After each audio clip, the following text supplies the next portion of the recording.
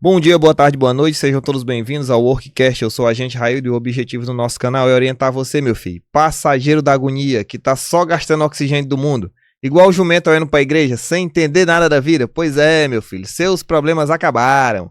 Gostaria de agradecer nossos patrocinadores, coloca na tela, por favor.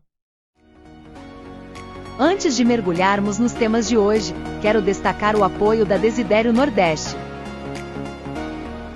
Eles são especialistas em personalização, oferecendo canecas, garrafas, copos e quadros únicos. Confira tudo no Cocais Shopping, corredor principal.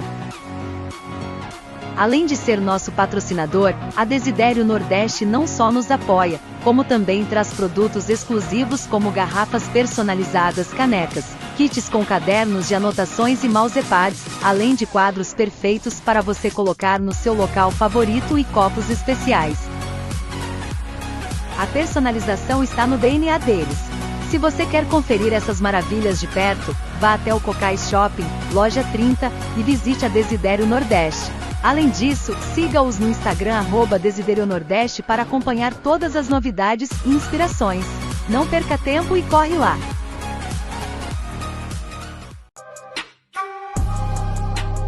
A WL é uma empresa especializada em serviços de engenharia, topografia especializada, projeto planimétrico, projeto altimétrico, projeto de irrigação,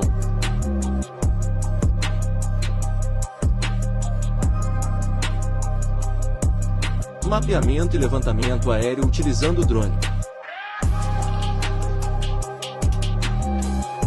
e muito mais. Agradecer nossos patrocinadores aqui, a Desidério Nordeste. Já vou dar logo a dica. Quer fazer alguma coisa de personalização? Desidério Nordeste, no Cocais Shop. Ah, quero fazer uma caneca. Não sei o que dar de presente. Dia das Mães. Tá aqui. Personaliza uma caneca. Uma foto você, sua mãe, uma frase, uma cor do tipo. Pronto. Uma dica boa. Presente pra namorada, pra esposa, pro esposo, cor do tipo. Ah, clube de futebol. Aí ele torce pro Flamengo, pro Palmeiras, pro São Paulo. Tá aqui. Faça uma propaganda. Propaganda não. Faça presenteie ele da melhor forma possível. Ou seja, uma coisa que ele vai usar todo dia. Pra tomar o café dele, o chá dele, e assim vai. E a outra é o WL Engenharia. Trabalha com topografia especializada, georreferenciamento de imóvel urbano rural, projeto de irrigação e assim vai. Vamos supor um exemplo. Você tem um terreno, aí você quer construir ou então tem algum litígio naquele terreno. Você precisa da metragem do terreno. O juiz, para decidir, ele precisa das informações. E aí você procura a WL. E ou então, você não está legalizado com o seu terreno, com a sua casa, principalmente na zona rural. Você faz a legalização também procurando ele. Ou seja, procure as redes sociais desses dois patrocinadores que nos ajudam, né? Pra estar aqui, eu já sei o que eu quero da vida. E eu tô orientando você. O animalzinho que tá do outro lado da tela aí, não sabe o que fazer da vida. Aí ele tá aqui, meu filho. Aí eu não, já sou acadêmico. E o que mais tem? O cara é acadêmico de alguma coisa, de algum curso. Aí demora pouco. Aí ele tem 2 anos aqui. Não, acho que não é isso que eu quero da vida, não. Oxi. Hoje tá aqui, meu filho. O que eu não tive lá atrás, você tá tendo a oportunidade de ter. Entendeu? Então siga as redes sociais, tanto da WL quanto da Desidério, que já nos dá uma moralzinha. Pois pronto, hoje estamos com a doutora Laís Ribeiro, advogada criminalista. E aqui no início a gente sempre trata um pouco de você falar um pouco da sua trajetória. Geralmente a gente parte do ensino médio, que seria o quê? Na carreira policial, geralmente tem alguém que...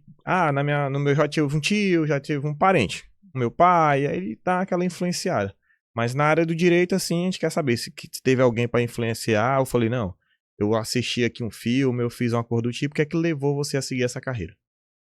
Boa tarde a todos. Primeiramente, eu gostaria de agradecer o convite para compartilhar um pouco da minha experiência teórica e prática dentro da advocacia criminal. Bom, no ensino médio, né, eu vim de uma escola pública, né, foi um caminho bem árduo para conquistar, para chegar onde eu cheguei, mas sempre eu tive a educação como um agente transformador. Na minha família, eu não tinha nenhuma referência de pessoas que faziam direito. Quando eu terminei o ensino médio, para prestar o vestibular, eu já tinha definido em minha mente qual curso eu iria prestar o vestibular. Naquele tempo, Psil geral, né? A gente passava 3 dias fazendo a prova, então eu já sabia o curso que eu queria, que era medicina veterinária, né? Um curso que era meu sonho de infância. né? E assim eu fiz, prestei o vestibular, fui aprovada na Universidade Federal do Piauí, ainda muito nova, ainda consegui aí trilhar 2 anos de medicina veterinária, Ainda fez 2 anos. 4 períodos, e aí eu me deparei com a grande dúvida, se realmente, de fato, a medicina veterinária era a minha vocação, era a profissão que eu queria seguir. E aí partiu, assim, uma vontade muito grande de fazer o curso, de escolher o curso de Direito. E aí eu tive que tomar a decisão difícil, porque até para mim chegar ali foi bem árduo, foi bem difícil, foi bem cansativo, porque, assim, dias e dias de estudo, né? Quando você vai prestar o vestibular, você tem que se preparar. Ainda mais a gente que vem de escola pública, que a gente sabe as deficiências, né, que o ensino ele traz. E aí eu consegui, com muito esforço, né, passar no vestibular na, vamos dizer assim, melhor universidade do estado. Uhum. Então, foi difícil para mim, mas eu tive que tomar a decisão. E essa transição, assim, de você... Porque são áreas completamente diferentes, né? Você sair da medicina veterinária para a área do direito. Raildo, na realidade, eu nem sei te explicar, porque assim, já faz um bom tempo, mas era uma área, a área do direito, é a área que eu comecei a me identificar, né? Então, partiu essa vontade mesmo de seguir a área do direito. Eu não tinha referência nenhuma na minha família, não tinha ninguém da área do direito, ninguém advogado, né? Mas era algo que me suscitou, né, durante aquele período que eu estava na Universidade Federal. E aí, o que foi que eu fiz? Eu tomei a difícil decisão, né, tranquei o curso de medicina veterinária, e aí, a partir de então, eu comecei a trabalhar para poder arcar com os custos do curso de Direito, um curso que a gente sabe que não é barato, né? E aí, eu trabalhei durante 5 anos no comércio, eu trabalhava e estudava, uma rotina muito cansativa. Saía de casa às 7h30 da manhã, chegava às 10 horas da noite. Não, a maioria dos convidados que a gente vem aqui. Não, tem uns aqui que o dia tem 30 horas. Ele começa igual o Unibanco, 30 horas. O dia começa 4 da manhã e termina 1 hora da manhã. O cara dorme 3 horas. Eu falei, não, moço, peraí. Aí tem muita gente que fala, é fácil. Não. Aí chega, a pessoa faz um nome na carreira, aí depois ela vai assim, não, é muito fácil ali chegar aqui. Não é. Você tem toda uma trajetória. E você passa sozinho na maioria das vezes, né? De acordar cedo, de ter o translado ali de casa pro trabalho, pro estudo e assim vai. Aí muita gente acha que não, é facinho ali, ela chegou aqui, mas não é possível para todo mundo, né? Não foi fácil, porque trabalhar no comércio a gente sabe como é, né? Então, assim, eu não tinha muito tempo para estudar. Então, eu trabalhava o dia todo, assistia aula à noite, e muitas vezes eu chegava em casa, aquela rotina cansativa, eu ainda tinha que me dedicar aos estudos. Porque ali eu tinha que me dedicar porque eu estava saindo do meu bolso, né? Então, assim, eu sabia o tamanho do sacrifício que eu estava fazendo para alcançar esse objetivo, porque sempre foi um objetivo para mim. Então, quando eu olho para trás, né, eu nem me dou esse direito de desistir, porque eu sei o quanto difícil foi para chegar onde eu estou. Então, coloca na tela, por favor, a foto 1. Seria a foto do início da advocacia. Eu queria que você falasse um pouco dessa foto, o que é que representa pra você. Fica na tela lá, é porque ele não colocou. Pronto, dá pra ver lá. Bom. A primeira. Daí já é a segunda já. Pronto, essa daí. Essa foto foi o primeiro júri popular na qual eu realizei aqui dentro de Teresina, né? Na vara aqui se eu não me engano, foi na primeira vara do júri de Teresina. Foi o primeiro júri popular. Foi uma experiência marcante. Foi uma experiência marcante porque nesse primeiro júri a gente conseguiu a absolvição do réu. Aí, vamos lá. Toda área tem suas especializações na área do direito. Por que levou você, sim, escolher essa área? Na realidade, quando eu iniciei a graduação no direito, eu nunca tive a advocacia como uma opção. Eu sempre vi a advocacia como uma escolha, certo? Então, eu já entrei para cursar o direito já sabendo que eu queria e eu iria escolher a advocacia como profissão. Porque quando a gente está dentro da graduação, a gente tem um leque de opções. Isso. Então, a gente pode, muitas pessoas estão ali, querem fazer o curso de direito para poder fazer um concurso público na área de segurança pública, com um concurso público na área jurídica, ou mesmo ser advogado. Então, a quantidade de pessoas que tem dentro da universidade, da faculdade, que cursa direito, é uma porcentagem muito pequena, aquelas que querem trilhar um caminho na advocacia. Mas, no meu caso, não foi falta de opção. No meu caso, realmente foi uma escolha. Tá, ok. Aí, vamos supor, a maioria dos cursos tem estágio.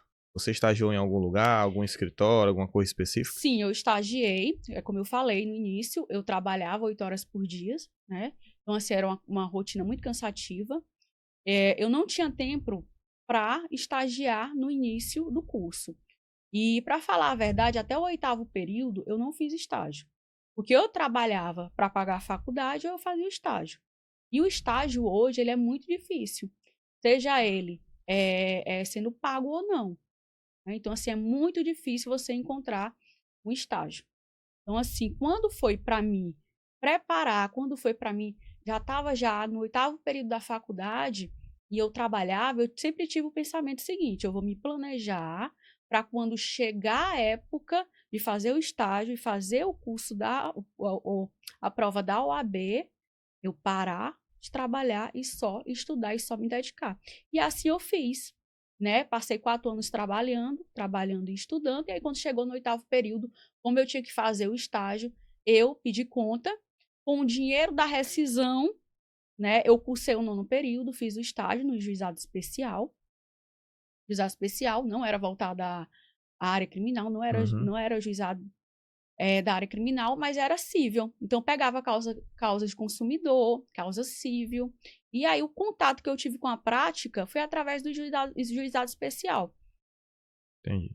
E o que é que você pode falar da OAB, né? Que tem o teste lá, e para muita gente é o bicho-papão. Sim, sim. Só que eu acredito que seria o quê? É uma briga de você contra você mesmo. Eu concordo, Raildo, eu concordo. Porque, assim, quando a gente vai falar da graduação, né, é lógico que não tem como a gente dar conta de todo aquele material para estudar, porque muitas vezes a maioria dos estudantes, eles também trabalham. Então, ele tem que conciliar o trabalho com os estudos. Eu acho que isso é a realidade de muita gente, né? Muita gente mesmo que cursa, que se prepara aí. Só que a prova da OAB, ela requer preparo. Não adianta você fazer o curso de direito de qualquer forma. Porque uma hora você vai ter que prestar o OAB. Então, você tem que vir com uma bagagem boa de conhecimento. Não é uma prova fácil. A primeira fase contém aí muitas disciplinas, né? E fora a segunda fase, que é a fase que você escolhe uma só disciplina, fase escrita. Então, quando eu terminei, fiz o estágio, e aí, quando eu me deparei, eu disse, não, agora eu vou parar de trabalhar, fiz o meu estágio, agora eu vou me dedicar a estudar para me preparar para a OAB. Porque eu sabia que ali eu ia precisar realmente, de fato, me voltar totalmente para aquela prova. Né? Então, saí, e é como eu falei, né? Tive a ajuda, né, do meu namorado, hoje meu esposo, da minha família, né? Para que no 9º período, a partir do 9º período, para o 10º, que já era o final, né? Quando eu me formaria, eu já iniciar essa rotina de estudo. E aí, assim eu fiz o estágio, terminei o estágio, comecei a me preparar para a prova da OAB no 9º período. Estudava 8 horas por dia. 8 horas por dia. Então, assim, às vezes minha mãe até puxava um pouco minha orelha. Disse, minha filha, venha comer, venha almoçar. Porque ali eu já estava... Isso, ali eu já estava tão focada, porque era o meu objetivo desde o início. Meu objetivo era ser advogada. Era advogar. E para isso eu ia precisar do quê? Da OAB. Eu ia precisar ser aprovada na OAB. Então, assim, eu me dediquei o máximo que eu pude. E aí eu me formei, passou o 9º período, me formei. Em janeiro, em fevereiro, eu fiz a prova e fui aprovada. Não demorou muito para eu conseguir a aprovação, Você fez acompanhamento de algum cursinho, alguma coisa específica ou não? Foi com a bagagem que você tinha? Fiz. Foi que necessário. É essencial, né? Foi necessário. Eu fiz, sim. Eu também tive até que conciliar, né, o preparatório com o final aí do 10º período. Eu fiz um cursinho aqui de Teresina, fiz a primeira fase. Saí até assim, porque assim foi uma das provas mais difíceis que que a OAB fez ao tempo, né? E aí eu saí até, poxa, eu estudei tanto, né? Mas aí depois eu conferi o gabarito aí, eu fiz até além daquilo que era necessário. Recebi o resultado no mesmo dia, no dia seguinte, no mesmo dia, já conversei com meus pais, né? E aí no dia seguinte eu já comprei um material para estudar para a segunda fase. Então, a segunda fase foi penal e processo penal. Por quê penal e processo penal? Ah, Laís, mas você já queria ser advogada criminalista? Mas é porque desde a da graduação, penal e processo penal, sempre foram as disciplinas que mais me instigaram a estudar. Entende? Sempre foram as disciplinas que sempre me instigaram a buscar mais e mais conhecimento. Então, quando eu pensava, assim, realmente, eu tenho mais afinidade para essas duas disciplinas. E aí muitas pessoas chegaram para mim, Laís, mas não faz segunda fase de penal e direito penal porque é difícil. Faz constitucional, faz trabalhista. Eu disse assim, não vou fazer porque eu me conheço, né? Já era a área que eu queria atuar, né? Que me instigava a estudar. Eu disse, não, eu vou escolher mesmo penal e processo penal, e assim eu fiz, né? E obtive êxito. Talvez se eu tivesse escolhido outra disciplina, não teria tido o êxito que eu tive. Eu acho que foi uma boa escolha. Eu acredito o seguinte, ao meu ver, né? Nunca fiz direito e tudo. A OAB seria como se fosse um concurso.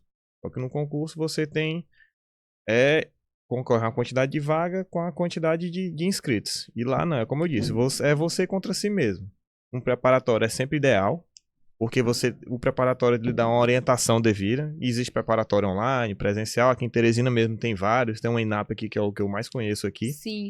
Né? Inclusive foi o que eu fiz de primeira fase, o INAP. Pois pronto, aí que é... Ou seja, tudo tem um custo. Né? Tudo tem um custo. Ou seja, teve o auxílio ali de alguém para poder ajudar, mas tem a dedicação. E muitas vezes a pessoa, não, tem um pai, tem a mãe que pode bancar ali e tudo, mas se a pessoa não vê a dedicação, não tem como ajudar, né? Ou seja, um cursinho é ideal. Tem o superdotado da vida, né? E pega as coisas no ar. Tem, mas seria o ideal para... É isso, seria exceção. E vamos lá, a próxima pergunta. Quais são os equívocos comuns que as pessoas têm sobre os advogados criminalistas e o sistema legal criminal? O que você pode falar um pouco sobre isso? Bom, eu acho que a sociedade hoje, Raildo, ela criminaliza muito a advocacia criminal. As pessoas, elas têm uma ideia distorcida do advogado criminalista. Eu acho que elas levam muito no contexto que o advogado criminalista, ele defende o crime. E defende o criminoso. Vem aquela frase, né? Defende o direito do humano. Do humano, não é nem o direito humano, do humano, e assim vai. Só que a gente defende direitos. Né? A gente defende a aplicação da lei.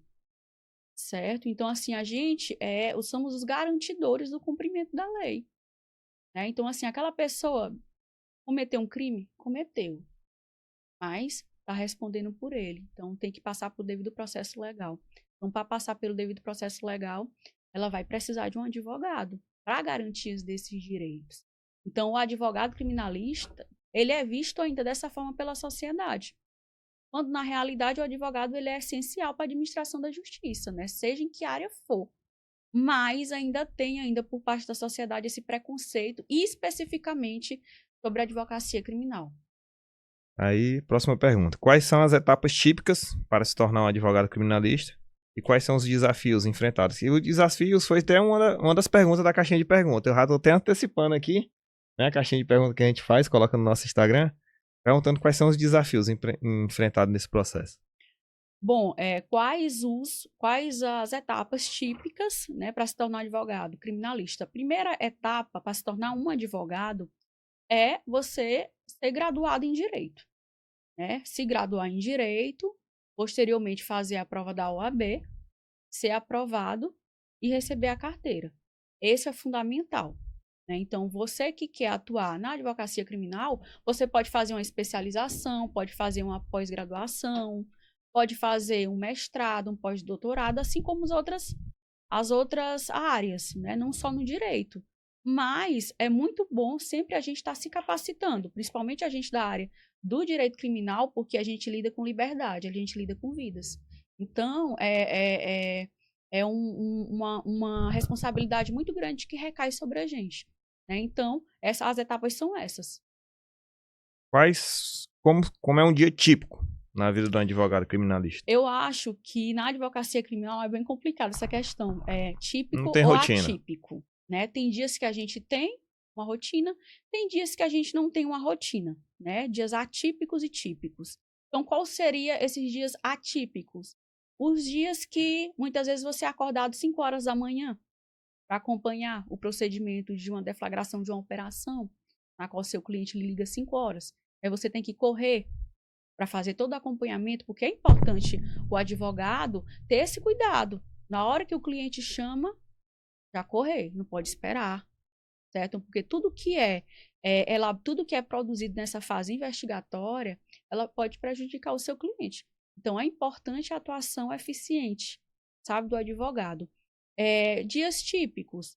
Existem vários procedimentos que são feitos nesses dias típicos, tipo acompanhamento de diligências numa delegacia de polícia, acompanhamento de diligências em delegacia de polícia, quando é instaurado um inquérito policial, quando é instaurado um TCO, quando o seu cliente ele é intimado para prestar esclarecimentos, né, que é importante estar acompanhado com o advogado, diligências ao fórum, diligenciar os processos, peticionamentos, para que tenha um andamento mais célere, certo? Então, há diversos procedimentos que podem ser realizados pelo advogado criminalista, né, no dia a dia. Ir às penitenciárias para fazer atendimentos aos clientes, para solicitar documentações. Então, assim, são várias os procedimentos que podem estar sendo realizados. Tá. A audiência de instrução e julgamento, né? O advogado está presente na audiência de instrução e julgamento, peticionamentos e pedidos de liberdade.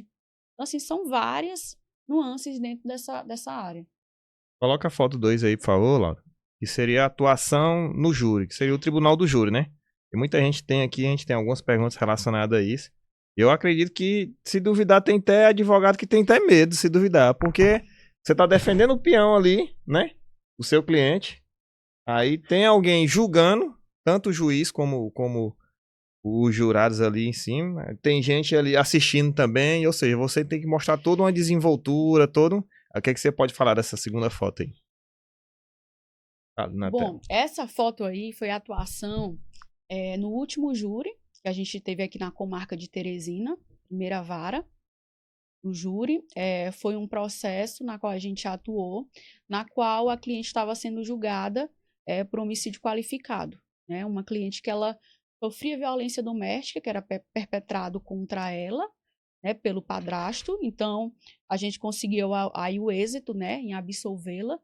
Então, eu gostaria primeiro de explicar aos telespectadores o que é que, de fato, é o procedimento do júri, né? Um procedimento é tão importante, muitas pessoas não têm o conhecimento. Então, assim, o que é o procedimento do júri? Na legislação brasileira, a gente tem um procedimento comum, né, previsto aí no Código de Processo Penal. O procedimento comum, eles são para um procedimento para julgamento somente dos crimes comuns, furto, roubo, crimes comuns.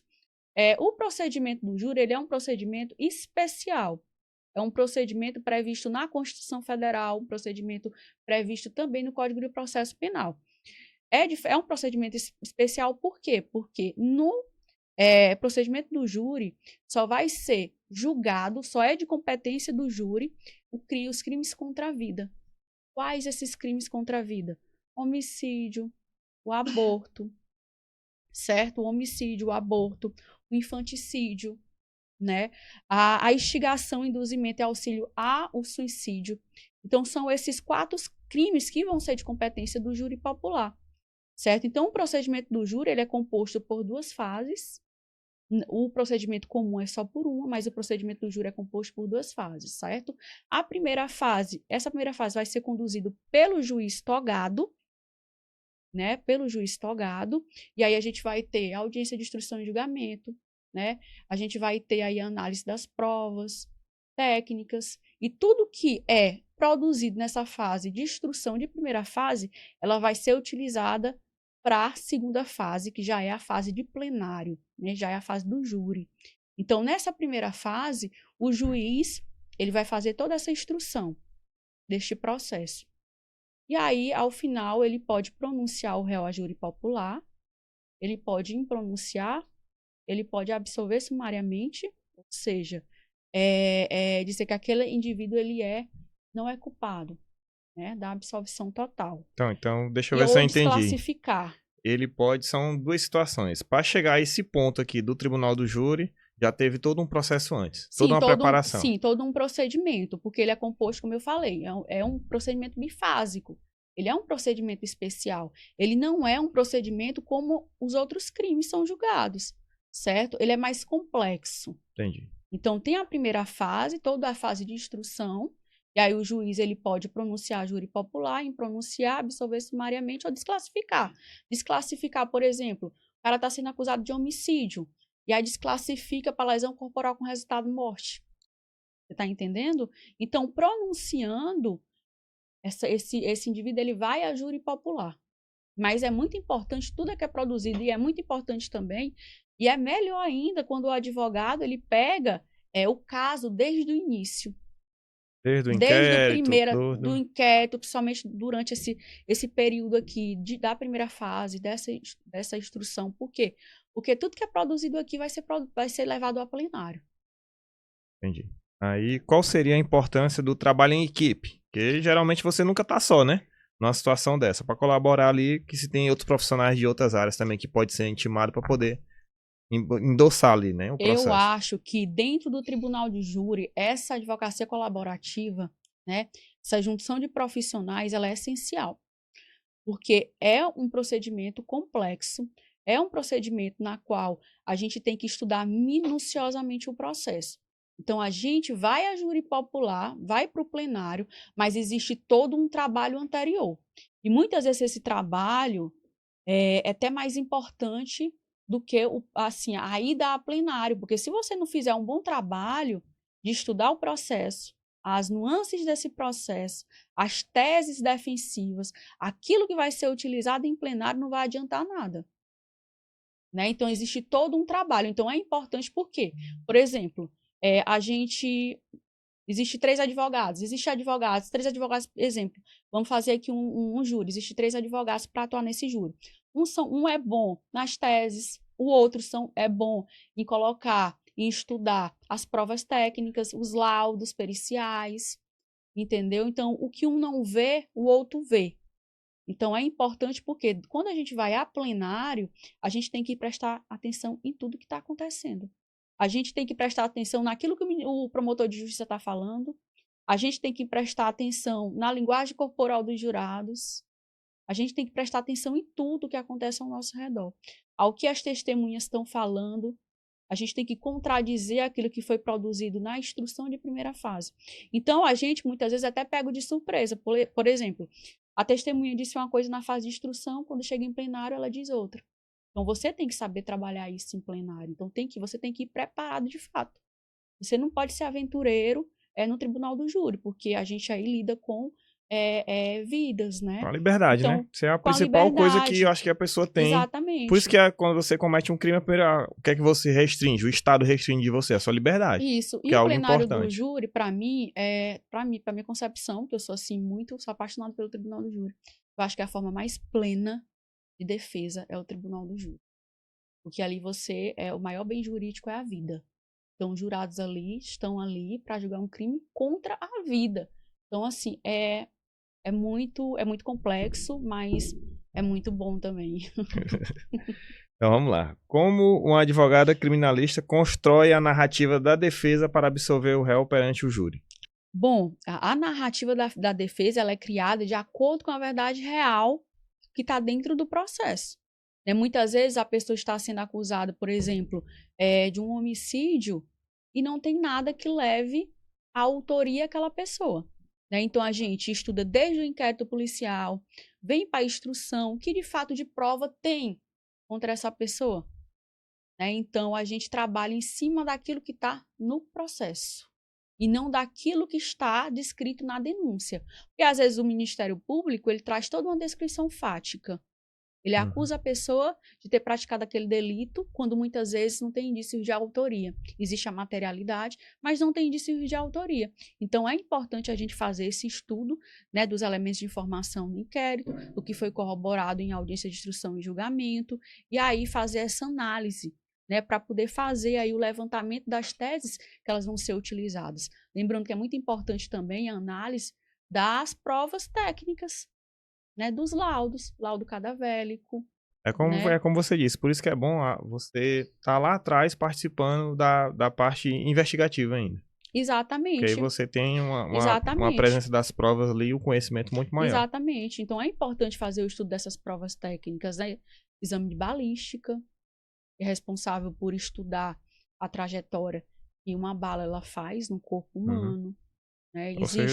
Existe também exames que dá para verificar a quantidade ou se existe pólvora, restos de metais naquele indivíduo que ele está sendo acusado.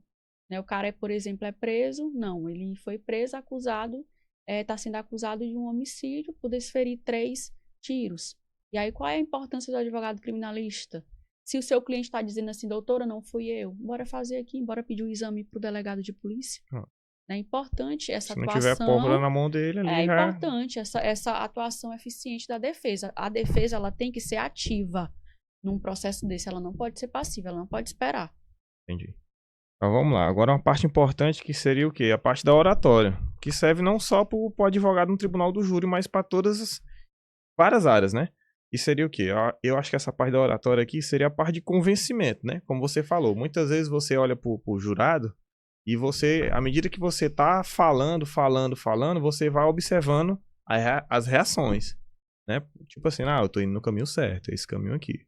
Não, então eu falei algo que... Porque o jurado ali é uma pessoa comum. Bom, é muito importante a questão da habilidade da oratória no tribunal do júri, né? A gente tem, primeiro, que ver a questão do público-alvo, porque o público-alvo, nessa segunda fase, quem vai julgar aquele réu são membros da sociedade, são pessoas que não têm um conhecimento jurídico, né? Lá no trabalho mesmo já chegou a intimação. A gente entrevistou um oficial de justiça. Aí por quê? Eu conheci ele lá porque ele foi entregar a intimação para um de nós ser jurado, né? Aí eu falei, rapaz, tem uma oportunidade de vir um podcast assim. Ele gostou da ideia. Eu falei, bora lá. Aí fizemos. E por coincidência foi na hora que saiu a gravação dele, foi na hora que saiu o edital do Tribunal de Justiça do Maranhão. Aí eu falei, rapaz, esse negócio do júri aqui, ou seja, são pessoas da sociedade. São pessoas da sociedade, Raio, desde o estudante até o funcionário público, dona de casa, né? Não se leva em consideração a profissão, formação não se acadêmica. leva a formação acadêmica. Qualquer pessoa ela pode, né, tá compondo o conselho de sentença. Então, eu não posso vir com uma oratória rebruscada. Eu não posso vir com uma linguagem jurídica difícil de entender. Eu tenho que vir com a linguagem jurídica clara, objetiva, né, para que eles entendam e possam acolher ali a tese defensiva. É de extrema importância, a questão mesmo é da comunicação. Aí, vamos lá, no Tribunal do Júri, quais são os recursos legais? Que você, hoje mesmo eu tava comentando, tava trabalhando hoje, aí o meu parceiro de equipe hoje, ele é formado em Direito e tá procurando seguir essa carreira de tribunal. Eu falei, não, vou levar uma advogada aqui da parte criminalista e tudo. Aí a gente tava conversando sobre o Tribunal do Júri, que pode, como é que eu posso dizer? Você pode fazer de tudo. Para convencer, pode usar uma maquete, pode usar um vídeo, pode usar uma performance, ou seja, é como a gente diz, é convencer o jurado que está ali, que é uma pessoa comum.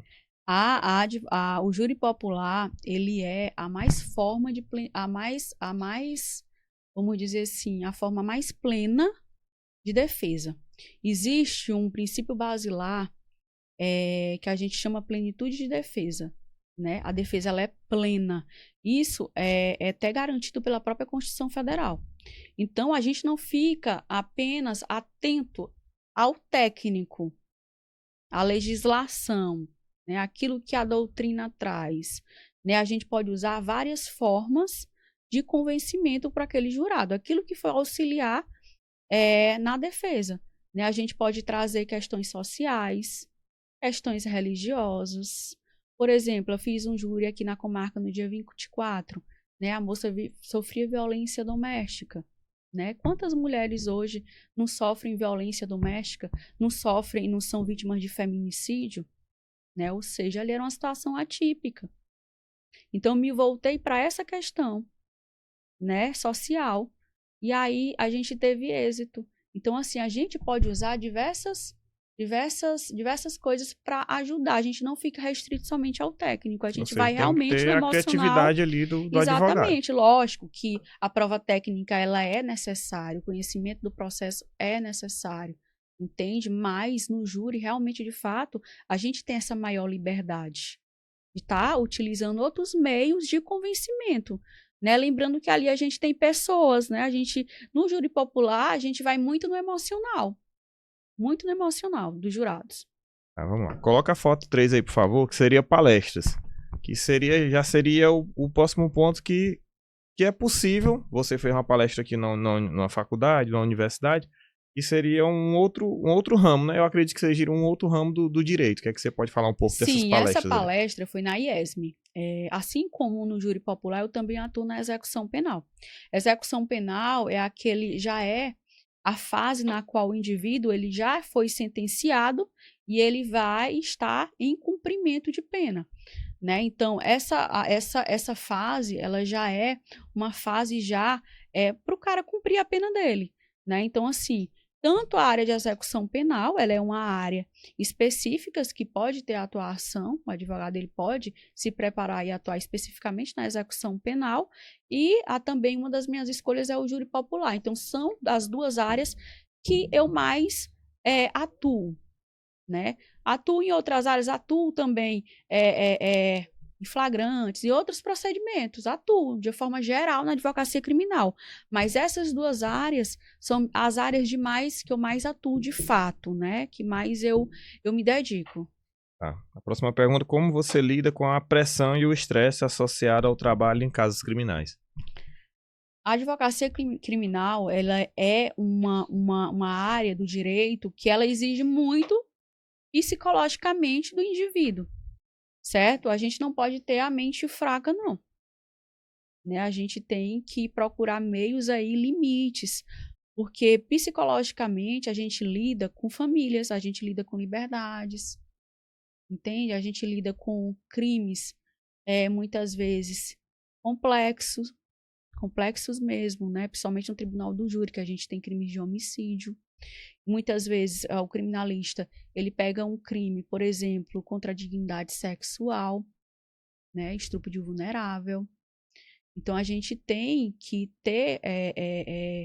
limitar também até onde isso vai afetar, né, separar o laiz pessoal do laiz profissional, né? E eu acho que no decorrer do tempo, né, com a prática, com a Você vai vivência da adquirindo essa advocacia criminal, experiência. a gente vai adquirindo experiência e a gente também vai aprendendo a lidar mais com essa questão. Entendo. É igual a gente de trânsito aqui na cidade de Timon, cidade vizinha aqui de Teresina, onde a gente tá gravando. Aí muitas vezes a gente chega num acidente e aí pra gente, assim, como vê muito acidente, com óbito, com coisa do dia a dia, pra gente vai, aos poucos, vai, né, ficando mais normal, entre aspas, né? Pelo fato de a gente estar vivendo aquilo dali constantemente. A gente tem que ter mesmo, muitas vezes, o sangue frio para certas situações, né? Porque se a gente se deixar afetar psicologicamente por cada caso que a gente pega, a gente não aguenta, a gente desiste da advocacia criminal. Porque, assim, a gente trabalha com crimes. Né, com crimes. Aí você vê as provas ali, tem vê contato, as provas, com lá, tudo os que aconteceu e cadavéricos, assim vai. Tem a perícia de local de crime. Então a gente lida com isso diretamente, então não tem como.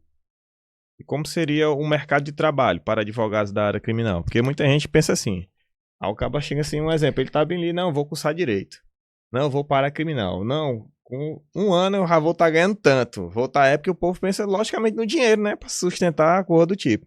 Mas ele acredita só que existe todo um mercado. Existe um mercado aí. Lógico que a tendência está chegando muito profissional querendo atuar na advocacia criminal e a tendência é aumentar, né? Só que o advogado ele tem que se capacitar. O que vai diferenciar o que vai diferenciar é isso, né? A capacitação e também a experiência. Querendo ou não, a experiência, ela leva à excelência, né? Lógico que um advogado recém-formado, ele não vai ter a experiência do advogado que já está há mais anos no mercado. Até a questão da cartela de clientes, né? Que é maior. Então, tem que se capacitar. Né? Não adianta, tem que chegar, mas tem que chegar preparado. A advocacia criminal, ela é, na minha concepção, a advocacia que exige muito. Né? Eu posso até dizer que a advocacia que exige mais, porque a responsabilidade que chega para a gente é a liberdade de uma pessoa. A gente está lidando com um bem jurídico muito valioso, ou seja, só perde para a vida, né? Quando a gente fala em liberdade. A gente tem que ter competência, a gente tem que saber o que a gente faz. A gente não pode ser aventureiro nessa área, não, porque a gente pode estar prejudicando uma pessoa, a gente pode estar prejudicando uma família. Muitas vezes a pessoa não tem nem pendor pra aquela área ali, mas pega porque não apareceu um cliente aqui nessa área que eu nem gosto, mas eu vou porque... Isso, e a gente vê muito isso, viu, Railda? A gente pega processos que poderiam ter sido instruídos melhores, tanto na fase de inquérito policial, como na fase também de instrução. Então, aquele cara poderia ter sido absolvido, né? Aquela pessoa, aquele acusado poderia ter sido absolvido em decorrência da negligência de um advogado, né? Não foi. Então, a gente tem aí, o cara, toda essa instrução a gente precisa fazer, mas precisa fazer bem feita. O cara é sentenciado, por exemplo, um crime aí que tem de 5 a 10 anos, de 6 a 10 anos. Ali é um tempo que a pessoa vai precisar cumprir. Porque quando chega o cara é sentenciado e vai para a execução penal, já na fase de cumprimento, lógico que existem os recursos, né, para recorrer daquela pena. Mas uma vez transitada e julgada, meu amigo, você tem que cumprir, tem que iniciar o cumprimento de pena. Aí você só consegue aí se livrar de um cumprimento de uma pena dessa, por exemplo, se você entrar com uma revisão criminal. Só que para isso tem que ter requisitos. Então a gente tem que ter muito cuidado com isso. O cara, ele vai, querendo ou não, vai ser sentenciado e vai perder uma parte da sua vida, né? Porque não volta. E ninguém quer ir para o sistema prisional, não, porque o sistema prisional, quem atua na advocacia criminal, sabe qual é a realidade do sistema prisional. Coloca a foto 4 aí, por favor. Que seria uma mãe agradecendo pela absolvição do seu filho. Aí o que é que você pode falar um pouco dessa foto? Bom, essa foto ela me deixa até emocionada. Por quê? Essa foto foi o primeiro júri popular. Aquele lá que você no início colocou, né? Daquela primeira foto. Esse foi o primeiro júri popular realizado, né? Fiz com um amigo advogado. E aí, como foi o primeiro júri popular, e sempre quando a gente inicia algo, a gente fica inseguro. Né? Eita, será se é isso mesmo? Será se é isso mesmo? E nesse caso aí, o rapaz ele já estava há 4 anos no sistema prisional, na casa de custódia aqui de Teresina. Né? Então, da data que ele foi preso, da fase de inquérito policial, teve a primeira fase de instrução do plenário, ele foi recebida, né? Foi pronunciada a júri popular, e aí já estava há 4 anos esperando este júri popular. Então, esse caso chegou nas nossas mãos, né? Minha e do Dr. Smiley. E aí a gente estudou o processo dele, fomos lá na penitenciária visitá-los, conversamos, e aí decidimos pegar esse caso. E aí a mãe já vinha sofrendo, né? Porque o filho já estava há 4 anos no sistema prisional. Esse rapaz não tinha histórico algum de outro crime, tá? Réu primário, certo? Ele foi preso com 19 anos. Mas ele já tinha 2 filhos. Tinha 2 filhos, um casal de filhos. Um filho mais velho e uma filha menor. Né? E aí ele já estava esse tanto de tempo sem ter contato com os filhos, né? 4 anos no sistema esperando. O cara ainda não tinha sido ainda julgado, estava aguardando o julgamento. 4 anos. Né? Porque o processo do júri, como ele é mais complexo, também é mais demorado. E aí pegamos o caso, estudamos o processo, fomos conversar com ele. E aí a mãe conversou com a gente, né? Ele estava com a defensoria pública, porque a família não tinha condições de pagar um advogado particular. Nós trabalhamos nesse júri aí pro bono. Foi o nosso primeiro júri. E aí eu lembro como se fosse hoje, estudamos o processo, tudo. Levantamos as teses defensivas, né? O que a gente poderia. A gente ainda era novos, né? Ou seja, vocês queriam pegar a experiência e estavam ali com casa. E a questão do pro bono seria assim, ó. Eu vou lhe ajudar. eu vou ter uma atenção maior porque a defensoria tem muito mais casos ali chegando para ela. E a quantidade de defensor não é tão grande. Exatamente. Você, ó, eu vou lhe ajudar, mas sem custo. Sem custo. E aí a mãe achou estranho. Mas sem custo? Como que vocês vão pegar o caso do meu filho sem custo? Mas em nenhum momento ela disse que não queria. Né? Ela aceitou, agradeceu. E o que ficou muito marcado para mim foi que um dia antes, né, à noite, já na preparação, eu liguei para ela reservar uma roupa, uma muda de roupa e um calçado. Porque quando o réu ele vai para o plenário do júri, ele não pode participar do plenário com a roupa do presídio. Né? Ele tem um direito constitucional de colocar uma roupa adequada, né? Como todo mundo. E aí eu liguei para ela, eu disse assim, olha, leve uma roupa para o Jefferson, leve um sapato para ele, para que amanhã ele se vista adequadamente para ser julgado. E aí ela disse assim para mim, doutora, eu tô aqui, não se preocupe não que eu vou preparar a roupa, mas eu já tô limpando o quarto do meu filho para a chegada dele, porque eu sei que ele vai voltar para casa. E olha a responsabilidade que tava nas nossas mãos ali. Entendi. Né? E a gente vai dar certo. A gente não estava trabalhando não estava trabalhando pensando que não iria dar certo. A gente estava trabalhando e era um caso complexo. Por quê? Esse rapaz, eu não sei se você lembra, mas há uns anos atrás, acho que uns 6 anos, ele já estava preso há 4, né? Acho que daria aí uns 6 anos atrás. Teve a morte de um pai de santo aqui, em Teresina. Esse pai de santo, ele estava lá naquele bar ali que fica na rotatória ali do cemitério, Toca do Bode. Entendi. E aí ele estava com os amigos lá, bebendo, se divertindo. E aí o Jefferson apareceu, um menino novo, querendo se divertir, e acabou lá se envolvendo com uma dessas meninas que estava com esse pai de santo, né?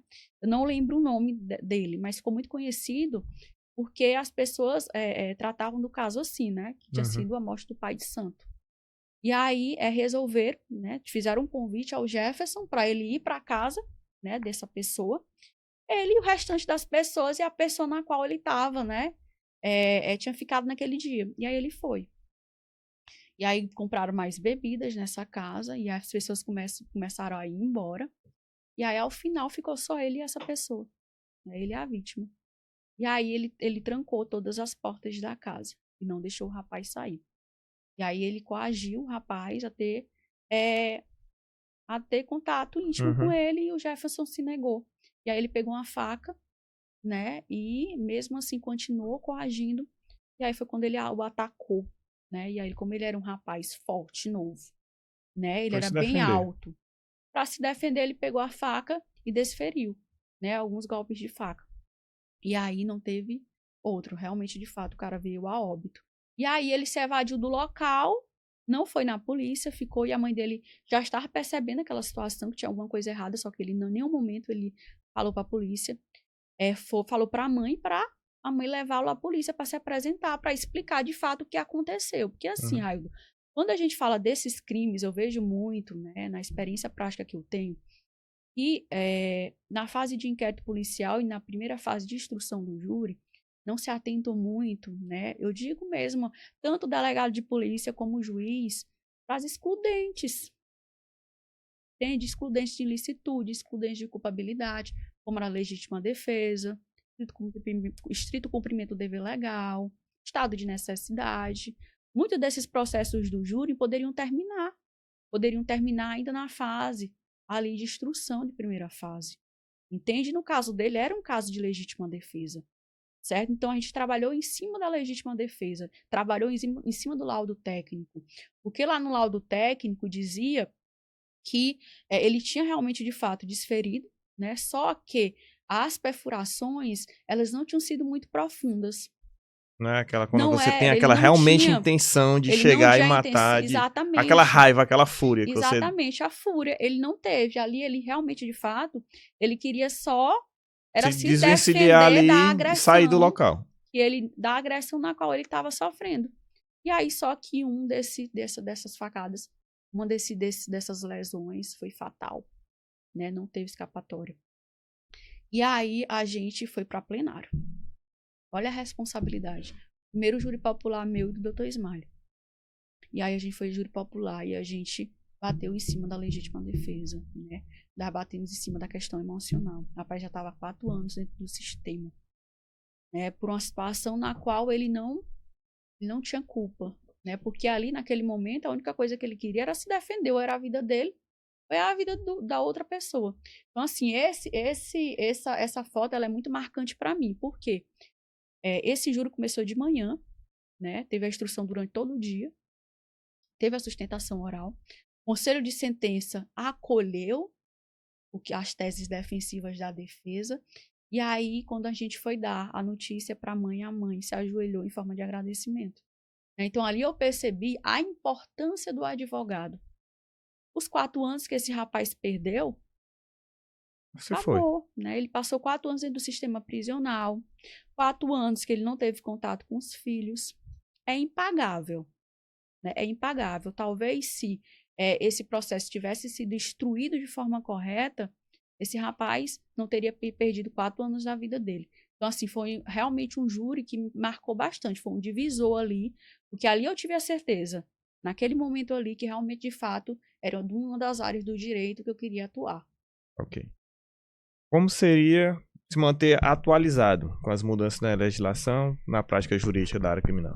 Bom, como é que eu me mantenho atualizado? Estudando sempre, né? O direito, ele não é estático, né? Ele não é parado, ele está em movimento, né? Então, sempre vai ter uma legislação nova, sempre vai ter uma mudança na legislação que já existe, entendimentos dos superiores tribunais e dos tribunais estaduais, que são utilizados também como forma de defesa, né? Então, a gente sempre tem que estar ali estudando, né? Não tem para onde. Você quer advocacia criminal, meu amigo. Eu vou parar de estudar, Você tem a certeza que você é um eterno aprendiz. E vai chegar causas muito complexas para você, como vai chegar também causas simples. Então, da simples à complexa, você vai ter que ter um grau de conhecimento. Então, você tem que sempre estar se atualizando. Por exemplo, eu chego aqui no exemplo que eu vou dar. Teve uma mudança legislativa na qual dizia o seguinte: aquela pessoa que era conduzida pelo delegado de polícia, sim, porque a legislação era prevista assim. Aquela pessoa, até o ano passado, aquela pessoa que era pego na condução de um veículo na qual tinha sido ocorrido a adulteração, né, daquele veículo, ela era presa em flagrante por receptação. Uhum. Certo? Aí teve uma modificação legislativa. Agora, quem é preso na condução do veículo que é adulterado, por mais que não tenha de fato adulterado, não teve o dolo de adulterar, a legislação ela já prevê o quê? Ele vai responder pela adulteração. Uhum. E aí o crime ele é maior, não é como a receptação. Então, o delegado de polícia ele não pode mais fazer a liberação, tem que ir para a audiência de custódia. Isso eu estou dando um exemplo de uma mudança que teve recentemente. Antes da gente ir para a central, a gente já ia já sabendo, o advogado já sabia que eu ia conseguir lá na central de flagrantes, lá naquela especializada, eu já ia conseguir a liberdade do cliente, porque já sabia de fato que ele ia ser acusado de um crime que daria para muitas vezes pagar uma fiança e ser liberado pelo delegado de polícia. Hoje já não mais. Hoje o cara já vai, é lavrado o procedimento, ele vai direto para a audiência de custódia. Tem que passar pelo juiz, pelo promotor de justiça, né? Então, a atuação do advogado aí requer mais, né? Uhum. Então, assim, são exemplos de fatos que acontecem que o advogado ele tem que estar preparado, né? Ele já tem que estar, porque senão, meu amigo, a gente fica para trás. Isso é verdade, isso é verdade. Essa mudança legislativa influencia na gente. Que seria o quê? Vamos supor que você tem uma placa, aí você corta a placa ou retira alguma numeração ali para burlar a fiscalização, mas acaba cometendo um crime. Acaba cometendo um crime. Aí muitas vezes, não, tem um 0 na placa e eu coloco uma fita para transformar no 8. Também seria um crime. Ou seja, muita gente às vezes, não, tô fazendo aqui, tentando enganar aqui a fiscalização e depois acaba incorrendo no crime e nem sabe. Exatamente, porque assim, por exemplo, quando um cliente seu ele pega um flagrante com um carro, com a moto roubada, o delegado de polícia, ele pode até tipificar como roubo, mas ali não é roubo, ali é receptação. Ele não pode responder por um roubo, entendeu? Porque pode ser que ele tenha comprado sem saber que era roubado. Receptação culposa ou dolosa. Então, ele não pode responder pelo crime de roubo. Mas teve essa mudança aí na questão do crime de adulteração. Teve. Vamos lá. Coloca a foto 5, por favor. que seria a visita na cadeia pública. E já seria o quê? Um outro procedimento que é feito pelo advogado criminalista, que ele tem que estar presente ali. O que é que você pode falar um pouco dessa foto? Sim, essa foto aí é na cadeia pública de Autos. A cadeia pública de Autos, a CPA, ela é destinada aos presos provisórios, são aqueles presos que ainda não foram sentenciados. Então, assim, dentro do estabelecimento prisional, a gente tem que ser respeitado, né, o regimento interno da unidade prisional. Para ter acesso à unidade prisional, a gente tem que ter, previamente, tem que se fazer um cadastro, né? Quem faz o cadastro uma vez para ter acesso à unidade prisional, todas as vezes que eu for, já tem um cadastro. Né? Então, a gente adentra a unidade prisional, a gente tem que estar com a carteira da OAB, se identificar, e aí a gente se identifica, né? Eles colocam lá no cadastro, e aí a gente fica aguardando aí para ter para atender os clientes. É porque a rotina tem a cadeia, a cadeia tem a rotina dela. Tem a rotina, por né? exemplo, o advogado, ele tem livre acesso à unidade prisional, tanto nos finais de semana como nos feriados. Mas tem a questão do horário. Por exemplo, os atendimentos em algumas penitenciárias, 3 horas eles já se encerram, certo? Então, se eu chegar lá às 3h30, eu não vou conseguir adentrar aquela unidade prisional, certo? Porque eles trancam os pavilhões. Tem todo um procedimento tem lá todo dentro, um procedimento tem que pagar interno. comida, tem Exatamente. que conferir preso. Exatamente. Então, a gente não pode, né? Tem essa limitação do advogado nessa questão de horários, que, ao meu ver, prejudica um pouco, né? Mas tem que ser seguido, né? Regra de cada lugar, né? É. Fazer o quê? Paciência. Então, vamos lá. E como é que o advogado lida com essa questão de segurança ao trabalhar no ambiente prisional? Que muita gente pensa assim, poxa, pelo fato dela ser mulher, ela vai lá no presídio, tem contato com preso, aquela coisa toda, ela tem uma revista nela, não tem, como é que faz? Como é que é feito o procedimento dentro da unidade prisional? Não existe essa diferenciação entre homem ou mulher.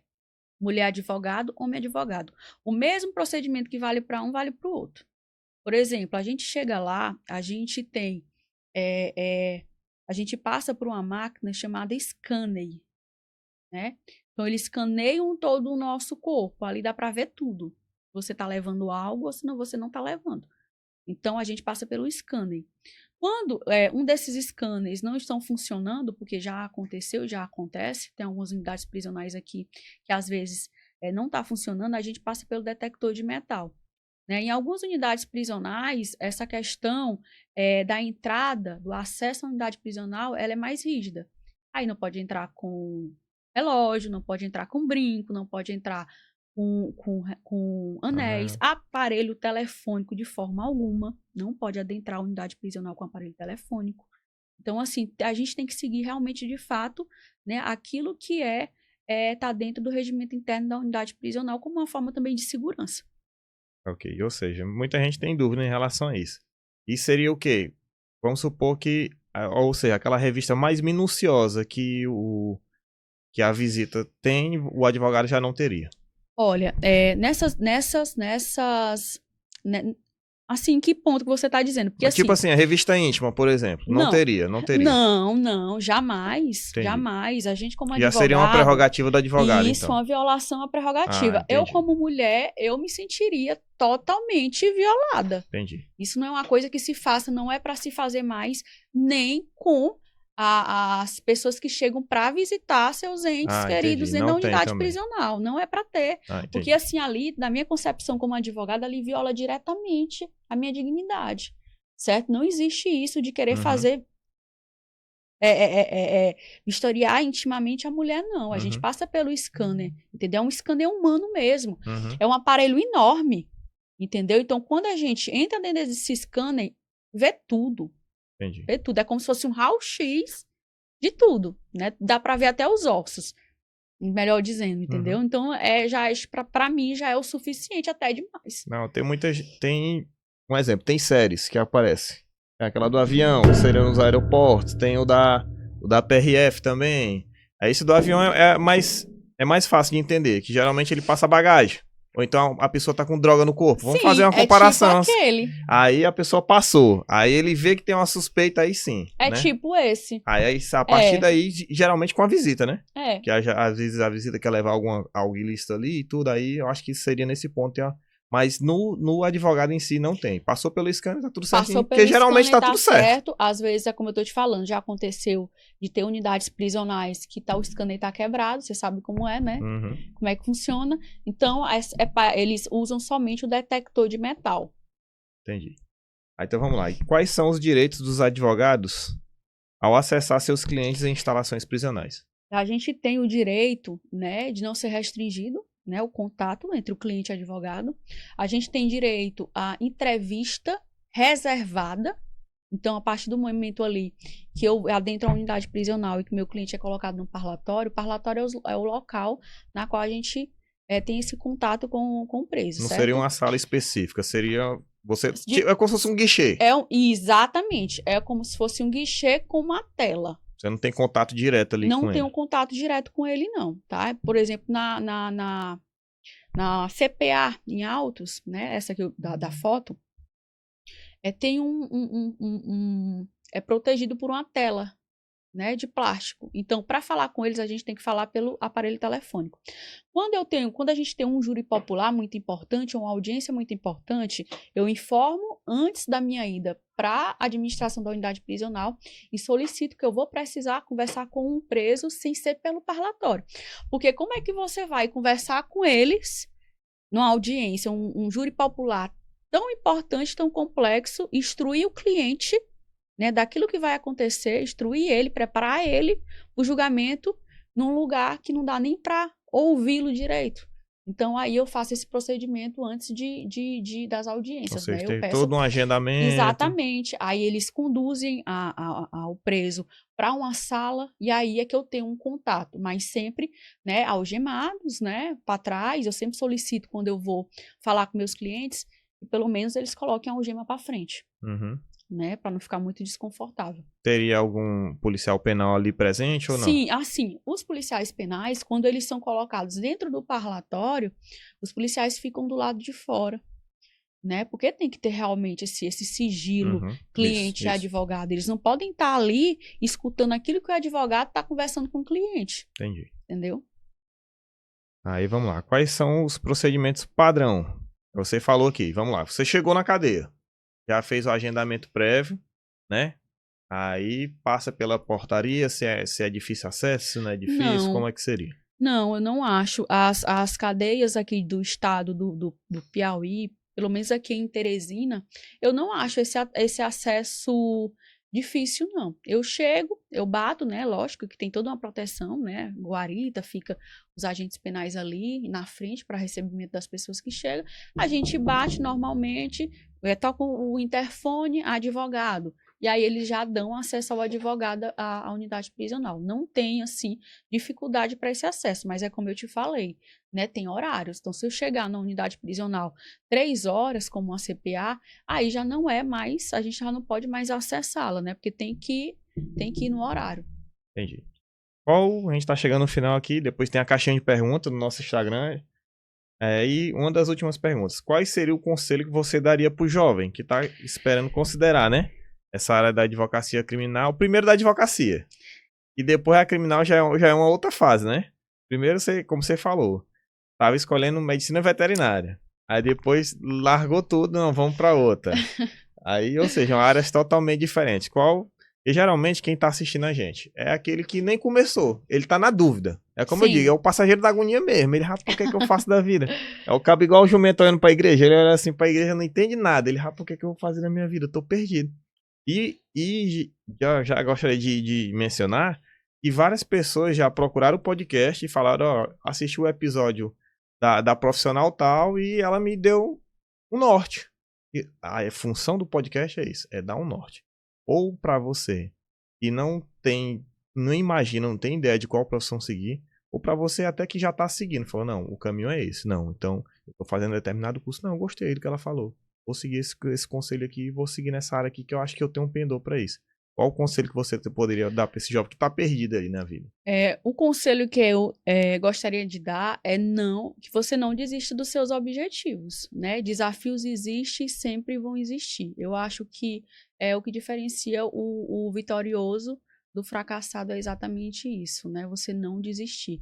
Se você realmente tem essa vontade de exercer a advocacia criminal, estude. Né? Estude, se capacite e venha para a prática, porque é na prática realmente, de fato, que a pessoa descobre se realmente é aquilo que ela busca, né? Então, estude, se capacite, porque na advocacia criminal a gente lida com vidas, a gente lida com a liberdade, então o peso disso é muito grande, né, para o advogado. Então, o mercado, ele necessita de profissionais capacitados. Ok. Lauro, coloca para mim, por favor. Já seria o último patrocinador nosso, seria o patrocínio da Medley Life. A academia localizada ali na Avenida Gil Martins, né? Local que você pode exercer sua atividade física, não só para preparação para o TAF, para qualquer outra situação. Olá, eu sou a professora Andresa e eu vim te falar da nossa metodologia única. Nós, da Academia Medley Life, estamos aqui para te promover uma experiência única e transformadora de saúde e bem-estar. Hoje nós vamos te mostrar alguns de nossos diferenciais que fazem da nossa academia o ambiente perfeito para você alcançar os seus objetivos. Acreditamos que cada pessoa é única, por isso temos programas individualizados que levam em consideração seus objetivos e necessidades. Nosso ambiente é amigável e acolhedor. A nossa atmosfera é positiva e transformadora, tornando o seu treino ainda mais prazeroso. Estamos comprometidos com o seu progresso e oferecer esporte contínuo. Estamos aqui para te ajudar. O nosso feedback diário, você vai perceber que você é único e muito importante para nós. E aí, está esperando o que para ser um aluno Medley Life? Estamos aguardando você!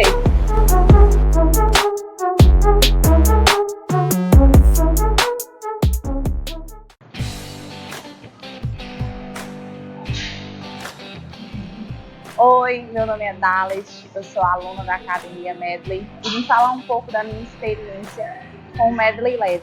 E foi uma experiência maravilhosa para mim. Eu estava muito desfocada, mesmo já treinando há um tempo, mas estava meio desanimada. E o Medley Leve chegou justamente para dar um up nos meus treinos, no foco da dieta, principalmente, porque alinhando o cuidado do personal com a minha nutricionista, eu consegui ter resultados muito bons e continuo no foco, continuo na meta de atingir os meus objetivos. O Medley Leve também, como ele me ajudou a ter um foco na dieta, nos exercícios, isso refletiu na minha vida lá fora. Meu foco no trabalho, meu foco nas minhas atividades domésticas. Então eu consegui até ter uma vida mais produtiva e desempenhar e conseguir cumprir mais funções durante o dia.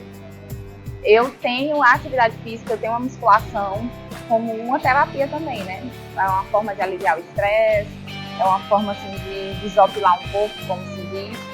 E as pessoas que convivem comigo, todo mundo estava me perguntando o que é que eu estava fazendo, porque muita gente se admirou dos resultados que eu tive.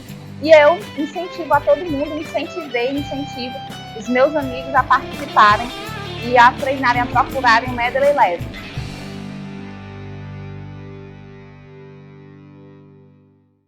Eu gostaria de agradecer novamente a Medley Life por ter patrocinado a gente, a figura do Marcelo. Tá sempre presente aí desde o início com a gente. Inclusive tem até um episódio completo com o personal. A gente levou duas situações, que seria o personal training e seria a parte de empreendedorismo. Aí trouxe dois profissionais da área de educação física aqui. Você pode conferir ali também procurando nossas redes sociais. E então vamos lá, eu queria que você falasse um pouco. Você poderia compartilhar uma história de caso interessante. Você mencionou um caso já, que foi memorável, que ajudou a moldar a sua perspectiva como advogada criminalista. O caso dessa que eu já até falei, né, da Kícia, que foi julgada agora no dia 24, né, era uma mulher que era vítima de violência doméstica e aí foi absolvida no júri popular.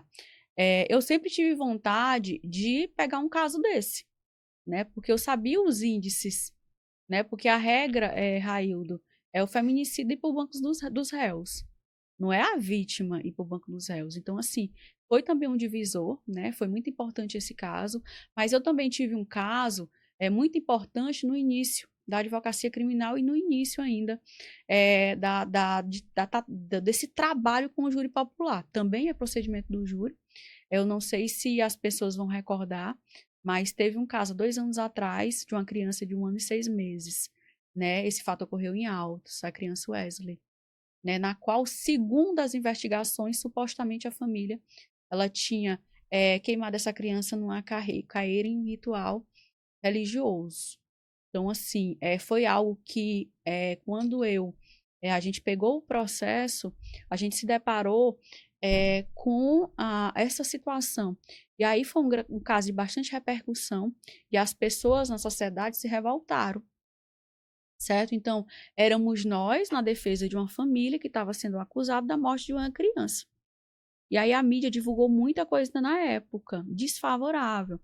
E eu arrisco a falar que foi até fizeram um circo midiático em cima dessa situação, né? Aí foram presas 8 pessoas, a família toda foram presa, resumindo.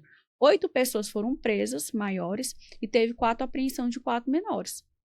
E a criança de 1 ano e 8 meses, que era filha de 2 dessas pessoas que foram presas, ela foi retirada pelo Conselho Tutelar, e aí não foi oportunizado nem mesmo essa criança ir para a família extensiva. Porque quando é retirada a criança dos pais, né, tem essa perca provisória, tem-se o direito, né, o ECA ele garante que essa criança ela vá para uma família extensiva. E aí foi manifestado o desejo, mas não foi oportunizado que essa criança permanecesse na família, no seu familiar. Para você ter uma ideia, esse caso ele teve um desdobramento, porque depois eu tive que ir para a justiça. Depois de 1 ano foi que a gente conseguiu que essa criança retornasse ao seu familiar. Ou seja, uma coisa levou a outra, né? Então, assim, a família ficou totalmente devastada. 4 dessas pessoas que foram, que estavam dentro desse indiciamento, 4 eram menores de idade. Um de 12 anos, um de 15 anos, um de 16 e um de 17. E aí foi algo que na época, assim, me doeu bastante, toda aquela situação, sabe, vivenciada. Ou seja, uma criança de 12 anos sendo acusada de um crime de outra criança. Qual é a responsabilidade que essa criança tinha de fato? Quer responsabilizar? Vamos responsabilizar realmente os responsáveis. Né? Então, assim, foram 12 pessoas ao total. Hoje, a gente acompanhou esse caso desde a fase de inquérito policial.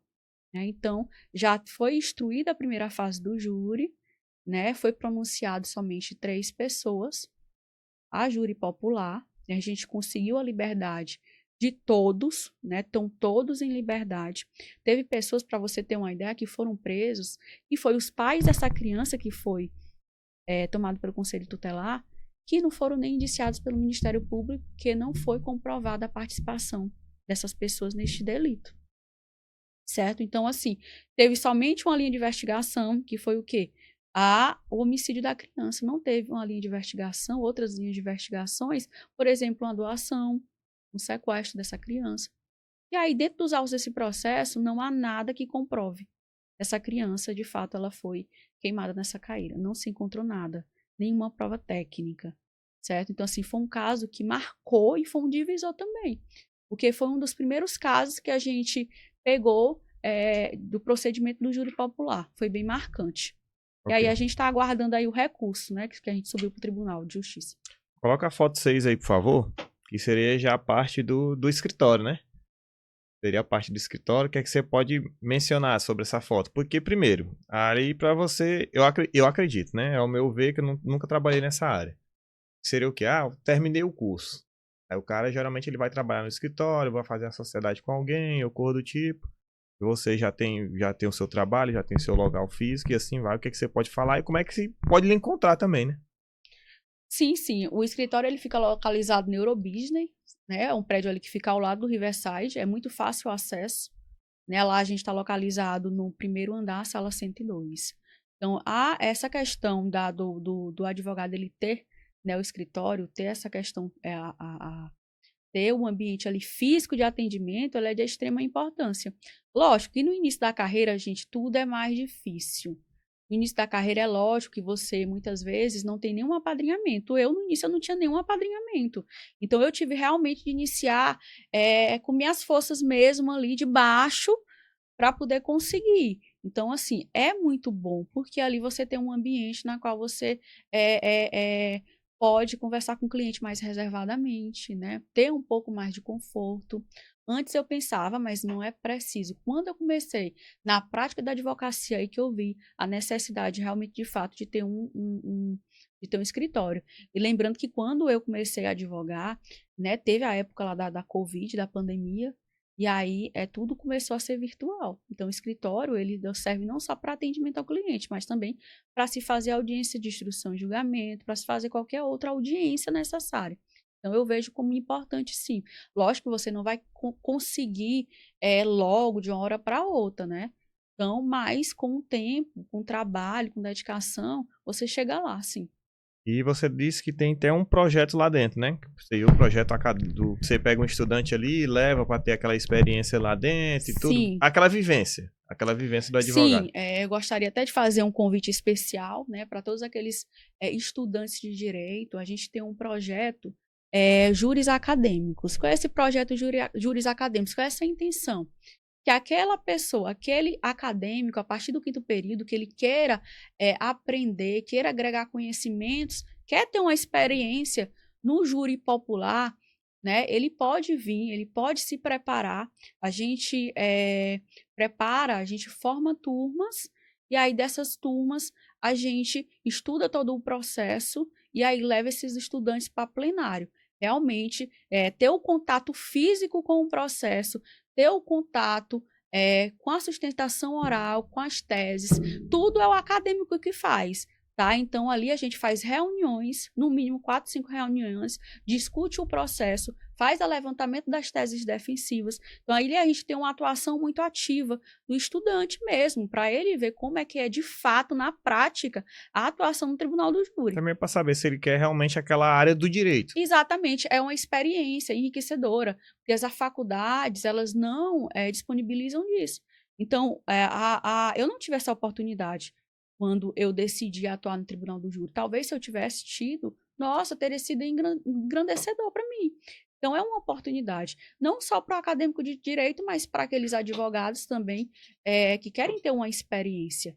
Tá? Então, o projeto é Júris Acadêmicos, você pode entrar no Instagram, lá vai ter as informações necessárias e você pode tirar todas essas dúvidas. Ok, excelente. A gente vai voltar aqui falando de rede social, né? Da nossa, né? Workcast UFC no nosso Instagram, lá tem os cortes dos episódios anteriores também. E lá a gente sempre coloca a caixinha de pergunta. Caixinha de pergunta ali é aleatória, é uma bomba. É o que eu digo, ó, pro convidado, ó, vai aparecer lá o que aparecer, eu vou perguntar. Segura o pepino aí, entendeu? Mas vamos lá, uma das perguntas que tinham lá na caixinha de pergunta. E já aproveitando, siga nossas redes sociais. Redes sociais a gente tem no TikTok, no Kawaii. Se inscreva no nosso canal do YouTube, também, quem chegou até aqui. E siga o nosso perfil também e recomende para um amigo, né?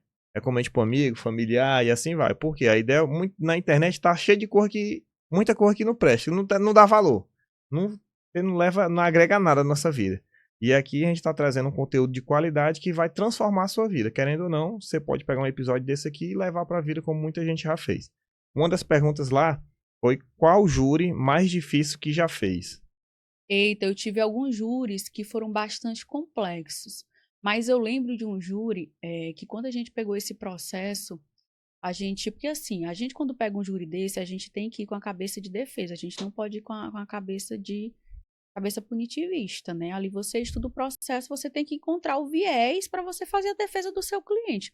Muitas vezes a gente pega um processo dele, não é sempre que a gente vai poder pedir a absolvição, não é sempre que a gente vai poder sustentar uma excludente de ilicitude, de culpabilidade, como a legítima defesa, né, como negativa de autoria, não é sempre que a gente vai sustentar essas teses. Então, muitas vezes, o cara é réu confesso já. O cara, desde o início, ele vem confessando. Então, não tem como a gente muito se desviar daquilo que está dentro do processo. Então, a gente, às vezes, tem como amenizar. Por exemplo, o cara é réu confesso, mas vamos pegar bem aqui, vamos pedir o afastamento da qualificadora. vamos pedir a desclassificação de um homicídio qualificado para um privilegiado, né? Ver qual é a melhor forma para amenizar a situação do seu cliente. Eu lembro que a gente pegou um júri, o cara estava sendo acusado de 2 homicídios qualificados, tá? O homicídio de um pai e de um filho, e também estava sendo acusado de 2 tentativas, ou seja, 4 vítimas. E aí a mãe da família, né? Porque foi uma família só.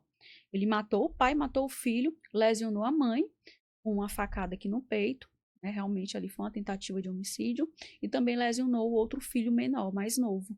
Então ali né? Você já era caótico, né? Aquele processo.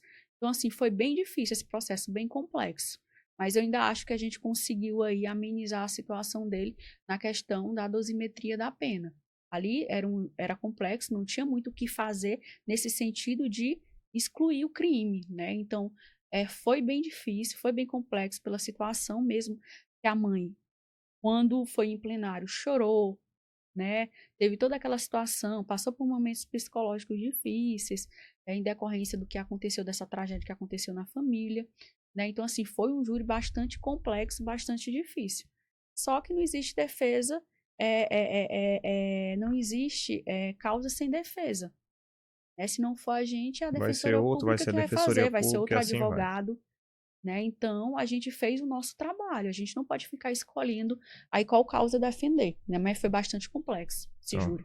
Vamos lá, a próxima pergunta. Durante a atuação de um flagrante, seus direitos sempre são garantidos e respeitados? Eu acho que seria a pessoa que ela foi presa no flagrante ali, ela quer saber isso. Meu amigo, são garantidos, são respeitados se você tiver com o advogado, né? Porque é ele que vai lhe dar esse suporte, né? Somos os garantidores, né? Para devidos procedimentos serem feitos de acordo com a lei.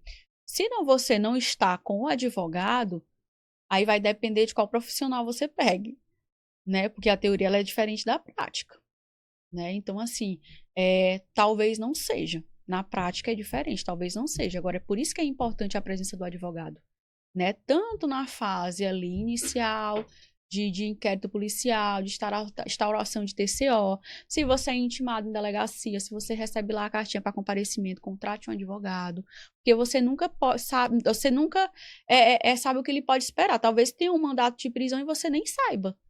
Então, é importante aí o acompanhamento pelo advogado. Entendi. A outra pergunta. Existe algum crime que não aceita defender?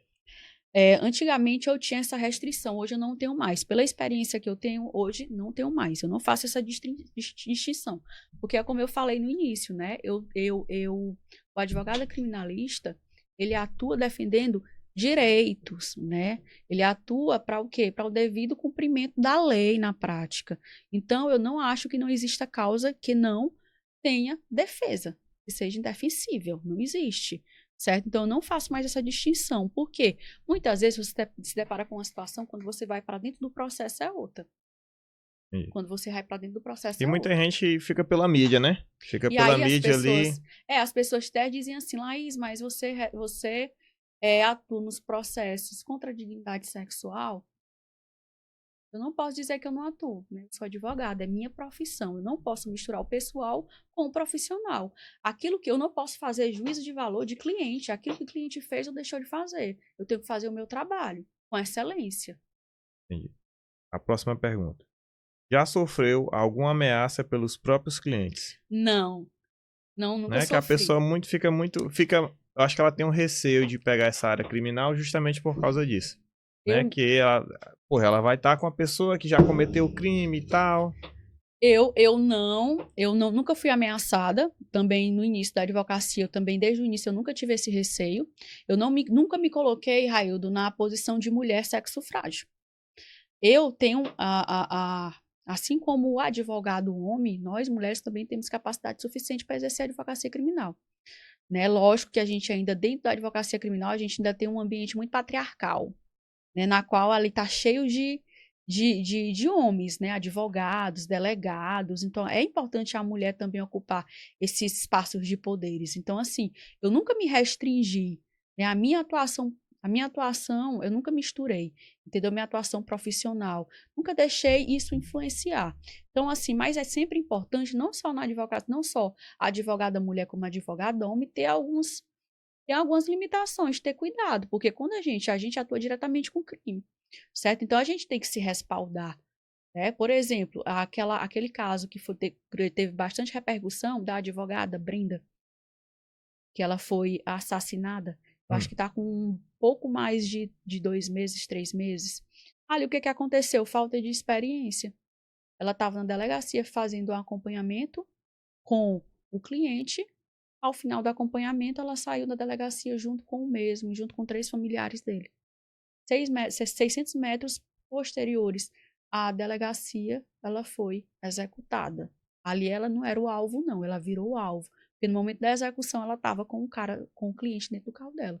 Então, a gente tem que tomar certas precauções, entendeu? Para que a gente também se blinde, né? A gente não pode ficar à toa. A gente lida diretamente com pessoas que cometem crime, com crime mesmo. Entendi. A próxima pergunta aqui, eu acho que ele... Ó a pergunta. Aceita terreno, carro e moto como pagamento de honorário. É o cabo que, realmente, às vezes o cabo não tem o dinheiro, não tem o Pix. Aí o cabo, rapaz, eu tenho uma moto, eu tenho um terreno. E aí? Eu não costumo aceitar, né? Eu prefiro receber através de transação bancária. Por quê? Porque ali eu estou me respaldando, tá? Não gosto de receber terreno, carro, não gosto. Laís, mas às vezes o cliente só tem aquele bem. E aí? Não tem o que fazer, coloque à venda. Entendeu? Não gosto de pegar bens assim, eu gosto realmente, de fato, de me respaldar.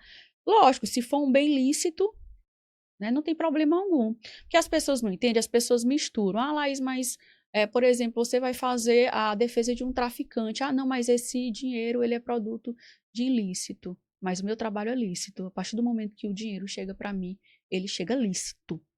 Certo? Então, assim, mas... voltando aqui para a pergunta, eu não costumo pegar. Eu prefiro mesmo receber em dinheiro. Ok, pois. De antemão, gostaria de agradecer, né, a presença da doutora Laís Ribeiro. Inclusive, a nossa ideia era trazer realmente uma mulher para essa área criminal, para mostrar que a mulher é capaz de seguir esse caminho, de seguir essa trilha. O próximo delegado que a gente vai trazer é uma mulher. Ótimo. Entendeu? Ou seja, nessa área de querendo ou não, de segurança pública.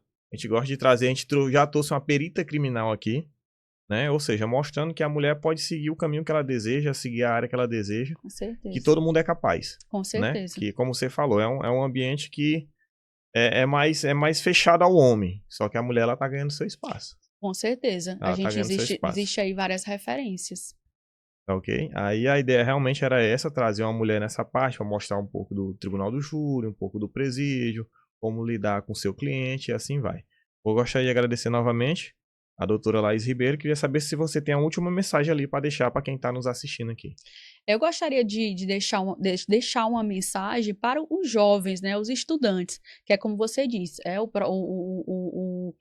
aqui é voltado para aquelas pessoas que ainda estão em dúvida de que caminho seguir. Não desista dos seus objetivos, estude, porque os estudos e o conhecimento, ele é o agente transformador. E é isso. Quem tem um conhecimento é uma coisa que ninguém lhe tira. Exatamente. Ninguém lhe tira. Eu gostaria de agradecer novamente. Dou por encerrado nosso podcast e que Deus nos abençoe. Amém. Foi bom.